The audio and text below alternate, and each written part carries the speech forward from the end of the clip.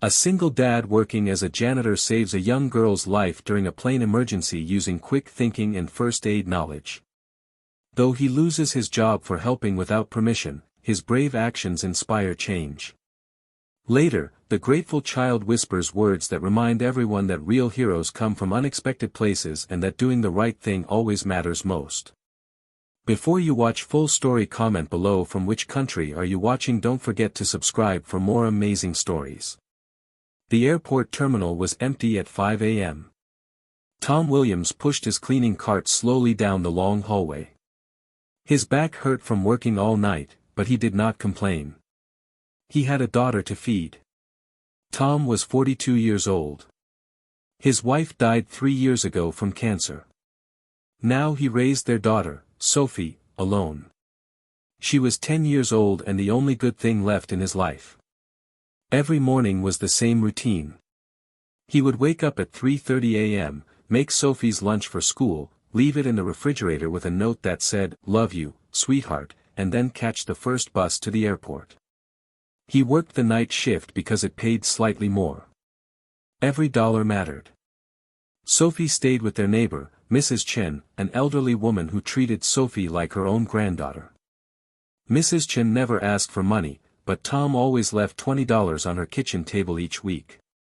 It was all he could afford. He stopped at gate 15 and began cleaning.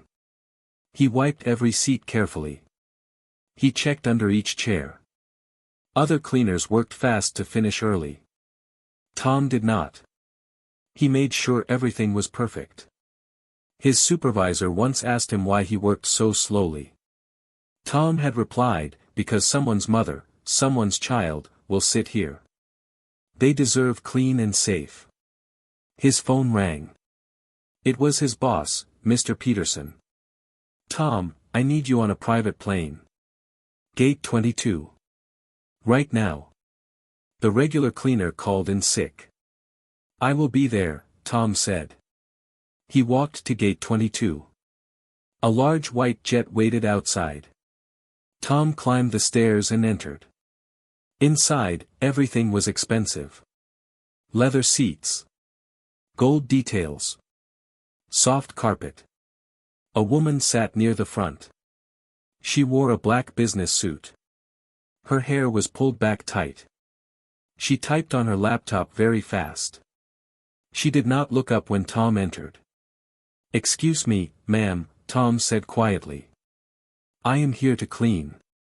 The woman did not respond. She kept typing. Tom began his work. He cleaned the windows. He wiped the tables. He checked every corner. A little girl sat in the back. She looked about 7 years old. She had blonde hair and blue eyes. She was drawing pictures in a coloring book. "Hello," the girl said, smiling at Tom. "Hello, young lady," Tom replied with a kind smile. "I'm Mia." "What's your name?" "I'm Tom."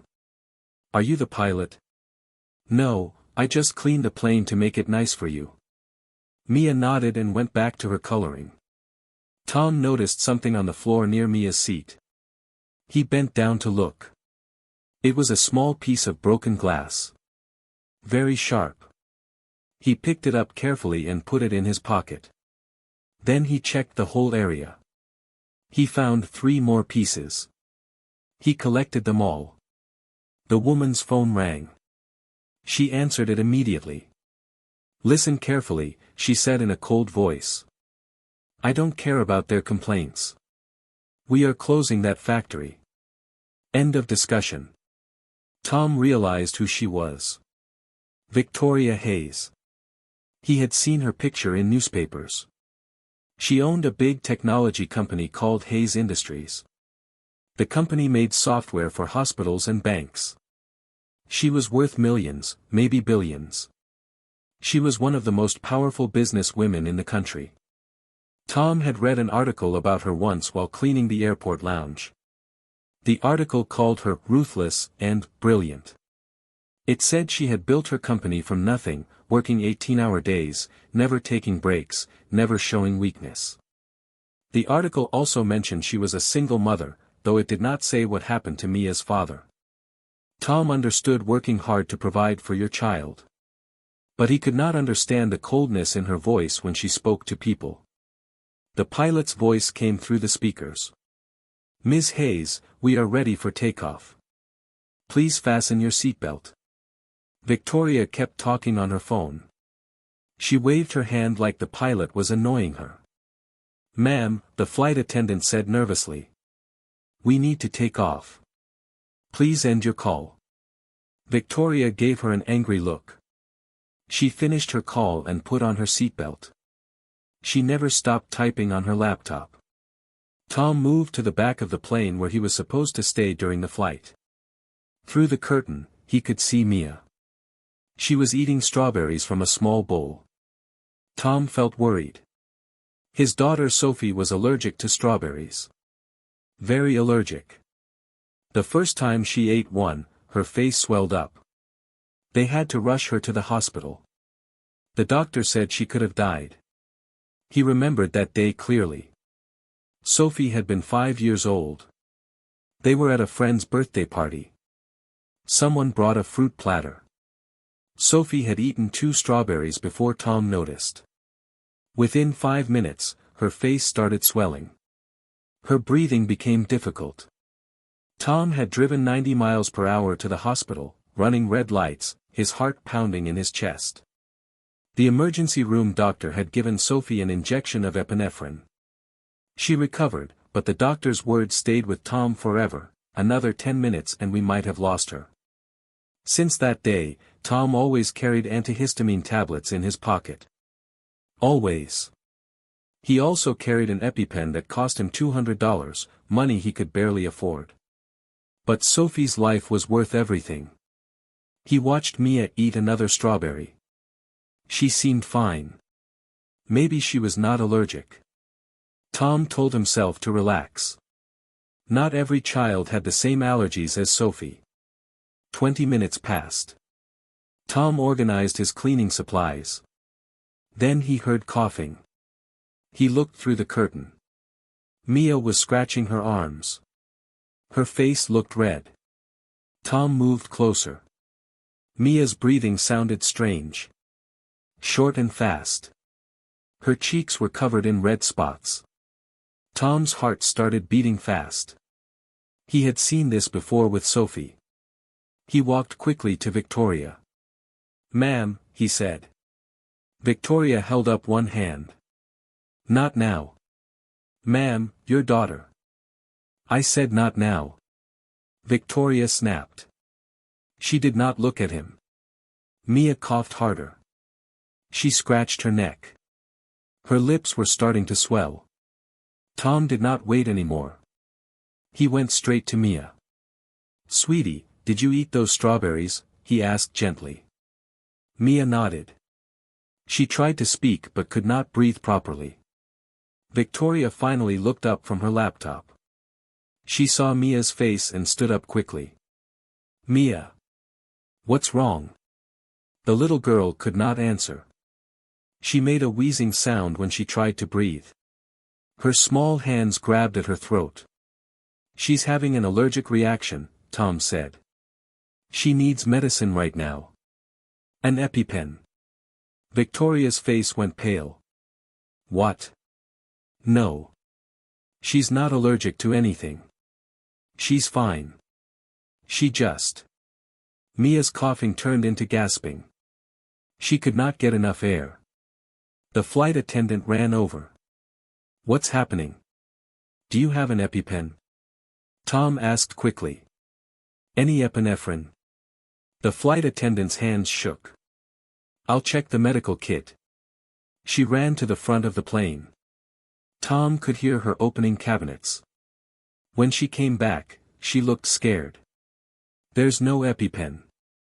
There's supposed to be one, but it's missing. Someone must have used it and forgot to replace it. Mia's lips were turning blue. She slumped forward in her seat. Victoria screamed. Do something. Please. Tom caught Mia before she fell. He laid her across the seats. Her breathing was very weak. Small, rattling sounds. "Tell the pilot to land immediately," Tom said to the flight attendant. "This is an emergency." She ran to the cockpit. Victoria was shaking. Tears ran down her face. "What do I do? Tell me what to do." Tom reached into his pocket. He pulled out a small orange bottle. His hands were steady even though his heart was racing. "What is that?" Victoria whispered. "Antihistamine. Fast-acting. I always carry it for my daughter. It will help slow the reaction, but it's not enough. She still needs real medicine." He crushed half a tablet and put it under Mia's tongue. The little girl did not respond. Her face was very pale. The red spots were spreading down her neck. The pilot's voice came through the speakers. "We've declared an emergency. The nearest airport is 15 minutes away. Ambulance will be waiting." 15 minutes. Tom looked at Mia's chest. She was barely breathing. The flight attendant came back with the medical kit. "There's no oxygen either. The backup tank is broken." Tom's mind raced. No EpiPen. No oxygen. The antihistamine would help a little, but not enough. In 15 minutes, this child would die. Unless. He grabbed a clear plastic bag from his cleaning cart. He opened it carefully. "What are you doing?" the flight attendant asked, her eyes wide. "I'm going to help her breathe better. This technique will force her body to work harder for oxygen. It might keep her alive until we land." Victoria's business partner stood up. He was a tall man in an expensive suit. "You're not a doctor," he said. "You could kill her." "She's dying right now," Tom said. "This gives her a chance." The man grabbed Tom's arm hard. "If you do this and she dies, it's your fault. You'll go to prison." Tom pulled his arm away. He looked at Victoria. "Ma'am, this is very dangerous. If I make one mistake, I could stop her breathing completely. But without it, she will die before we land." Victoria looked at her daughter. Mia's chest barely moved. Her skin was gray. "Do it," Victoria said. Her voice broke. "Save my baby. Please." Tom knelt beside Mia. He positioned the plastic bag over her nose and mouth. Not too close. Not too far. Just enough to trap some of her exhaled air. This would increase the carbon dioxide in her blood and force her body to fight for oxygen. He placed his hand on her chest to feel her breathing. He counted each small breath. The plane was completely silent except for the engine noise. Everyone watched the little girl. Tom adjusted the bag every few seconds. Too much carbon dioxide would kill her. Too little would not help. He was walking on a very thin line between life and death. He had learned this technique years ago from a paramedic friend. They had been talking one day about emergencies, and the friend mentioned this old method that was rarely used anymore because modern medicine had better options. But Tom had remembered it. He remembered everything that might help save a life. His hands were steady, but inside, his heart was racing. What if he was wrong? What if this made things worse? What if Mia died because of him? But then he thought about Sophie. If Sophie were dying on this plane, he would want someone to try everything possible to save her. Even something risky. Even something that might not work. 3 minutes felt like 3 hours. Victoria sat on the floor holding Mia's hand. She was not the powerful CEO anymore. She was just a terrified mother. "Come on, sweetheart," Tom whispered. "Keep fighting. Just a little longer." Mia's chest rose and fell. Each breath was a little stronger than the last. The antihistamine was starting to work. The breathing technique was helping. Her eyelids moved slightly. "That's it," Tom said softly. "You're doing great." The plane tilted down. They were descending. Landing in 3 minutes, the pilot announced. Mia coughed. It was a good sign. She was waking up. Tom pulled the bag away from her face. She was still breathing hard, but she was breathing on her own. Her eyes opened. She looked confused and scared. Mom, she whispered. Victoria pulled Mia into her arms and sobbed. You're okay. You're going to be okay. The wheels hit the ground. The plane stopped quickly. The door opened. Paramedics rushed in with a stretcher and equipment. Anaphylactic shock from strawberries, Tom told them quickly. Started about 20 minutes ago. I gave her diphenhydramine 25 milligrams and used a rebreathing technique to keep her conscious. The lead paramedic looked at Tom with surprise. You did what? But there was no time to talk. They put Mia on the stretcher. They put an oxygen mask on her face. They started in 4-line. Victoria climbed into the ambulance with her daughter. She did not look back at anyone. The plane became quiet. Everyone left. Tom stood alone in the aisle. He still held the plastic bag in his hand. A man in a security uniform appeared at the door. 2 more security officers stood behind him. Tom Williams? Yes. I need you to come with us. They took him to an office in the airport. The man in the uniform sat down behind a desk. I'm Robert Chen, head of airport security. I need to ask you about what happened on that plane. Tom nodded. You performed a medical procedure on a passenger. You're not a doctor. You're not a paramedic. You gave her medicine that was not prescribed to her. You used a technique that could have killed her. She would have died if I did nothing, Tom said quietly. Maybe. Maybe not. We'll never know. Mr. Chen leaned back in his chair. What I do know is that you broke many rules.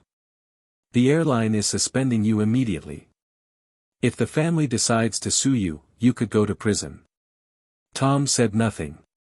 What could he say? Go home, Mr. Chen said. Don't come back until we contact you. Tom took the bus home. He sat by the window and watched the city go by. He felt numb. The bus was nearly empty. An old man sat in the back, sleeping. A young woman with headphones stared at her phone. Nobody knew that Tom had just saved a child's life. Nobody knew he had just lost everything because of it. The bus driver looked at him in the mirror. Rough day. Tom nodded. You could say that.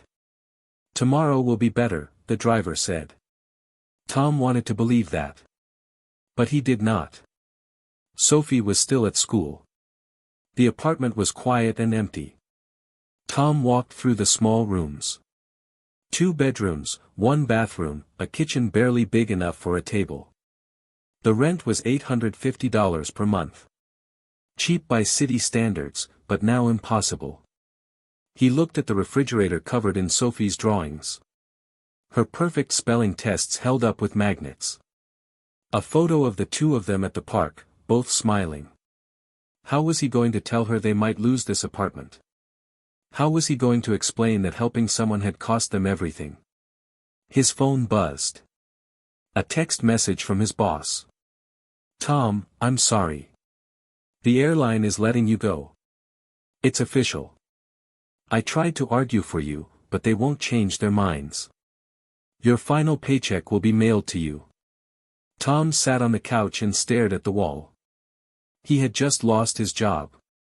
His only job. He had $847 in his bank account. Rent was due in 2 weeks. Sophie needed new shoes. They had bills. He put his head in his hands. 3 days passed. Tom applied for jobs online. He got no responses. News about the plane incident had spread. No one wanted to hire the janitor who performed unlicensed medical procedures. He applied to 12 different places. Grocery stores, shopping malls, office buildings, restaurants. He was willing to do anything. Wash dishes, stock shelves, clean toilets. Anything to feed his daughter. But every application seemed to disappear into a black hole. No callbacks. No emails. Nothing. On the third day, he walked to a fast food restaurant and asked if they were hiring. The manager, a tired-looking woman in her 50s, looked at his application. "You worked at the airport?" "Yes, ma'am. For 6 years. Why did you leave?" Tom hesitated. He could lie. But he had never lied before, and he was not going to start now. "I was let go. I helped a passenger during a medical emergency, but I wasn't supposed to." The manager's face changed. "Oh. You're that guy. I saw it on the news." "Yes, ma'am." She handed back his application. "I'm sorry. We can't hire you. Liability issues. You understand." Tom understood. He understood perfectly. Sophie noticed something was wrong. "Dad, are you okay?" she asked at dinner. "I'm fine, sweetie. Did something bad happen?" Tom did not want to lie to her. "I lost my job." Sophie's eyes got big. "Why?" "I helped someone who was sick. But I wasn't supposed to help in the way I did." "That doesn't make sense. Helping people is good." "I know. But sometimes the rules say different." Sophie was quiet for a moment. "Are we going to be okay?" Tom forced a smile. "Yes. I promise. We'll be okay." But he did not know if that was true. A week later, Tom's phone rang. Unknown number. He almost did not answer. "Hello? Mr. Williams? This is Jennifer Park. I'm a lawyer. I represent Victoria Hayes." Tom's stomach dropped. They were going to sue him. "I know what you're thinking," the lawyer said. "But Ms. Hayes is not suing you. She wants to meet with you. Can you come to her office tomorrow?" Tom did not understand. "Why?" "She'll explain when you see her." "Can you come at 2 o'clock?" "Yes." "Good. I'll send you the address." The next day, Tom wore his only nice shirt. He took the bus downtown to a tall glass building. The lawyer met him in the lobby. "Thank you for coming," she said. "Follow me." They took the elevator to the top floor. Tom had never been this high in a building before. His ears popped from the pressure change. Through the glass walls of the elevator, he could see the entire city spreading out below. It looked so different from up here. Clean. Organized. Beautiful. From down on the streets where Tom lived, the city looked dirty and crowded and hard. But from up here, it looked like a painting. Jennifer led him to a large office with windows overlooking the entire city. Victoria Hayes sat behind a desk. She looked different than on the plane. Softer somehow. Tired. There were dark circles under her eyes. Her hair was not pulled back tight anymore. She looked like she had not slept well in days. She stood up when Tom entered. "Mr. Williams. Thank you for coming." Tom stayed near the door. He felt very out of place in this expensive office. "How is Mia?" he asked. Victoria's face softened. "She's perfect. Completely recovered. The doctor said if you had waited even 2 more minutes." She stopped. Took a breath. "You saved her life." Tom nodded. "Sit down, please," Victoria said. Tom sat in a chair across from her desk. Victoria walked to the window. She looked out at the city for a long moment before speaking. "I had you fired," she said. "After you saved my daughter, I let them fire you. My lawyers told me not to interfere. They said it could create liability for the company. So I stayed quiet. She turned to face him. I stayed silent while they destroyed your life for saving my child. And I hate myself for it. Tom did not know what to say. I'm sorry doesn't fix what I did, Victoria continued. But I want to make it right. I want to help you. Jennifer placed a folder on the desk. We've done some research, Mr. Williams. I hope you don't mind. Tom felt uncomfortable. What kind of research? Victoria opened the folder. You're a single father. Your wife passed away from cancer 3 years ago. You have a daughter named Sophie. You worked, as a janitor at the airport. You also worked weekends at a grocery store to make extra money. Tom's jaw tightened. That's my private life. I know. I'm sorry. But I needed to understand who you are. Victoria pulled out a check. She slid it across the desk. Tom looked at the number. $50,000. I can't accept that, he said immediately. It's not charity. It's what I owe you for saving Mia. Tom stood up. If I take that money, my daughter will think I only helped your daughter because I wanted to get paid. That's not the lesson I want to teach her. Victoria stared at him. Something like respect crossed her face. Then what do you want? Tom thought about it. I want my daughter to see that doing the right thing matters.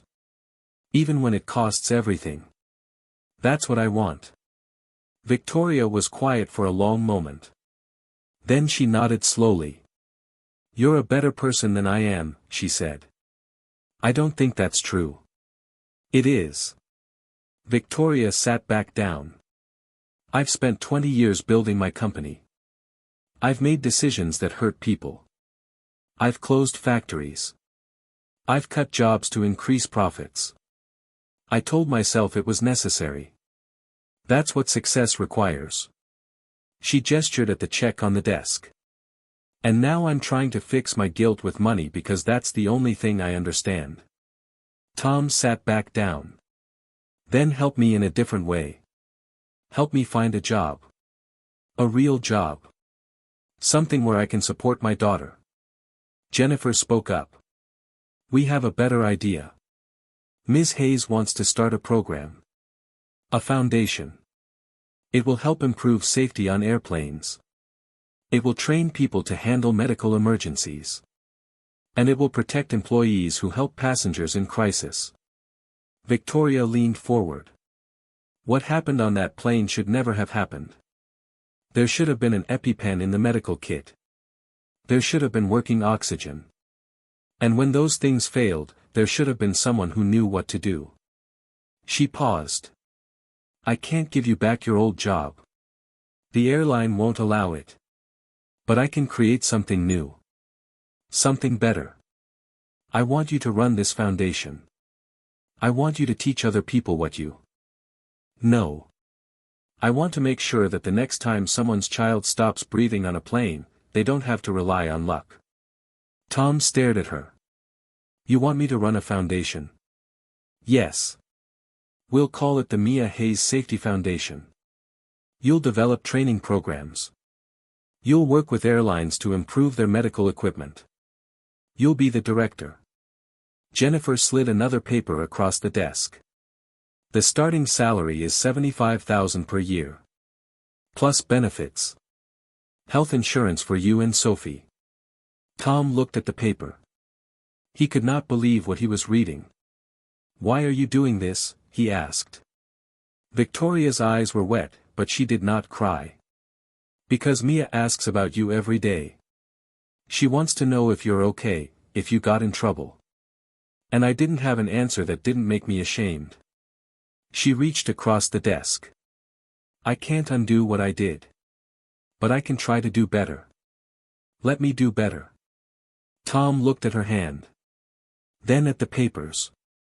Then at Jennifer, who was watching him with hope in her eyes. He thought about Sophie. About the bills piling up at home. About the future she deserved. Finally, he reached out and shook Victoria's hand. Okay. 6 months later, Tom stood in front of 30 airline employees in a training room. They sat at tables with notebooks open. "My name is Tom Williams," he said. "I'm the director of the Mia Hayes Safety Foundation. 6 months ago, I was a janitor who saved a little girl's life on a plane. Today, I'm here to teach you how to do the same thing." He clicked to the first slide of his presentation. "We're going to talk about recognizing allergic reactions, understanding what anaphylaxis looks like, and knowing what to do when someone's life depends on you." The employees listened carefully. They took notes. They asked questions. Tom showed them videos. He demonstrated techniques. He shared stories from real emergencies. He made them practice with training equipment until they felt confident. One flight attendant raised her hand. "What if we're scared? What if we freeze up?" Tom nodded. "Fear is normal. I was terrified on that plane.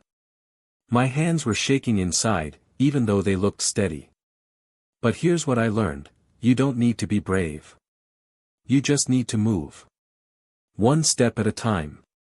One breath at a time.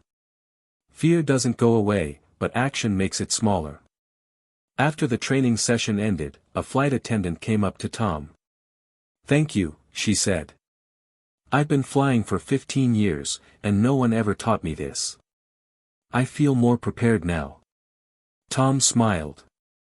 "That's why we're here."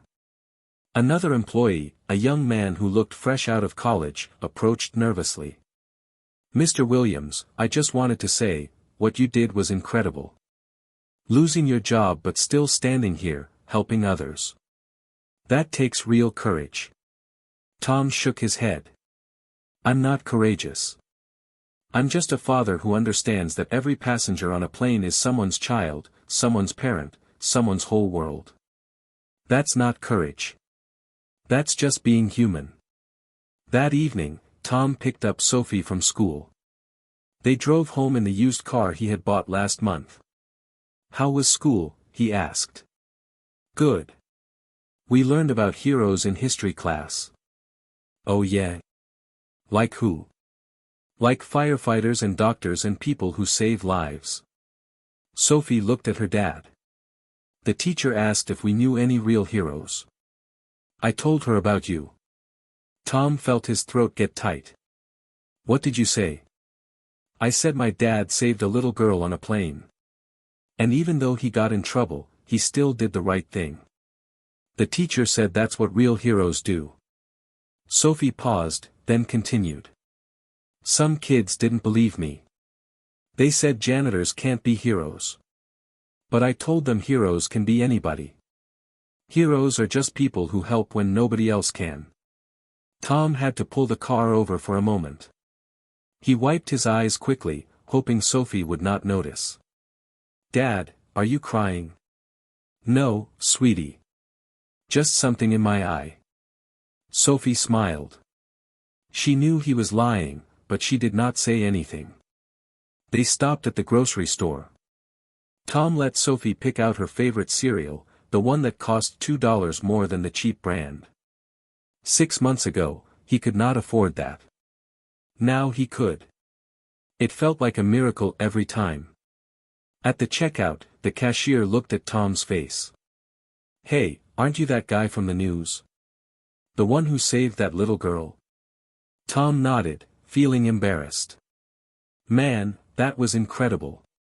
You're a real hero." Sophie beamed with pride. "That's what I told my class." The cashier smiled at her. "Your dad's pretty special, kiddo." When they got home, there was a package at the door. Tom opened it. Inside was a drawing from Mia. 2 stick figures holding hands under a big sun. At the bottom, she had written in careful letters. "Thank you for saving my life. You are my hero. Love, Mia." There was also a letter from Victoria. "Dear Tom," it read. "Mia wanted to send you this drawing. She talks about you often. She says when she grows up, she wants to help people just like you did. You didn't just save her life that day. You showed her what it means to be brave and kind. Thank you for that. The foundation is growing faster than we imagined. We've trained over 200 airline employees so far. 3 lives have been saved using the techniques you taught. 3 families got to keep their loved ones because of you. None of this would exist without your courage and your sacrifice. You lost everything to do the right thing, and somehow, you're still standing. Still fighting. Still helping others. That's the definition of a hero. With gratitude, Victoria. Sophie looked at the drawing. Can we hang it up? Yeah, Tom said. Let's put it on the refrigerator. Sophie carefully placed the drawing next to her own artwork. Dad, can I meet Mia someday? Maybe. Would you like that? Yes. I want to tell her she's lucky you were there. Tom hugged his daughter. I'm the lucky one, sweetheart. I'm lucky to have you. That night, after Sophie went to bed, Tom sat at the kitchen table. He looked at the bills that were now getting paid on time. He looked at the job offer letter from the foundation, now framed on the wall. He looked at Mia's drawing on the refrigerator. His phone buzzed.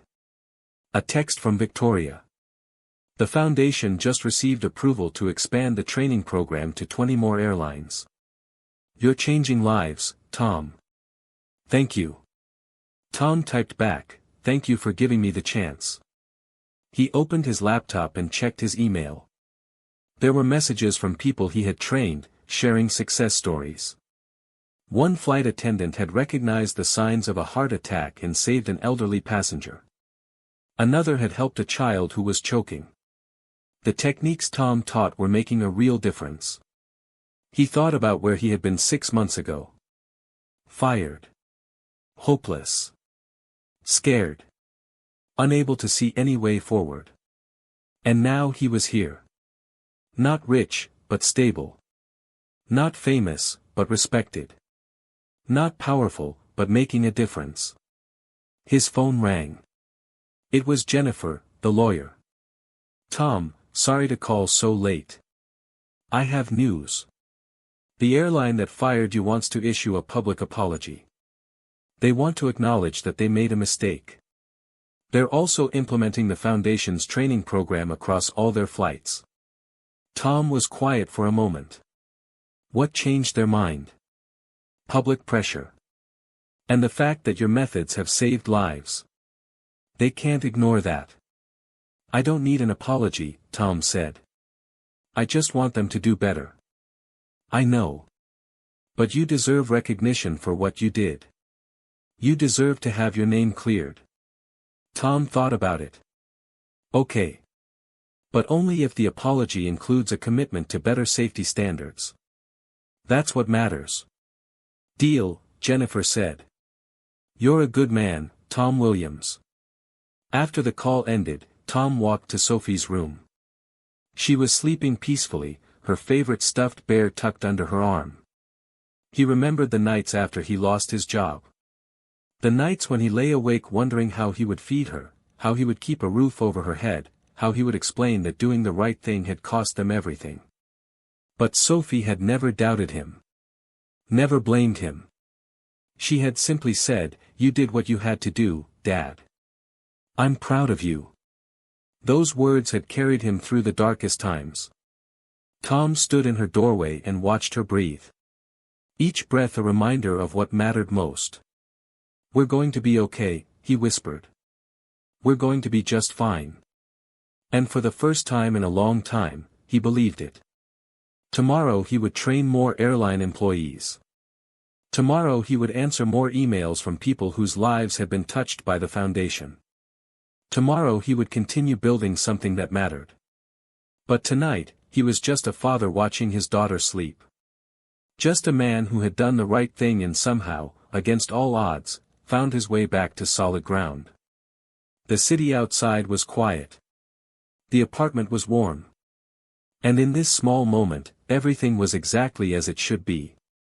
Tom smiled, closed Sophie's door gently, and went to bed. He had work to do tomorrow. Lives to save. people to teach. But that could wait until morning. For now, he was simply grateful. Grateful for second chances. Grateful for people like Victoria who learned to do better. Grateful for a daughter who believed in him even when the world did not.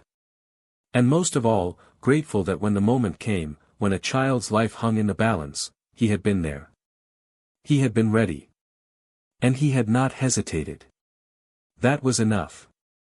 That was everything.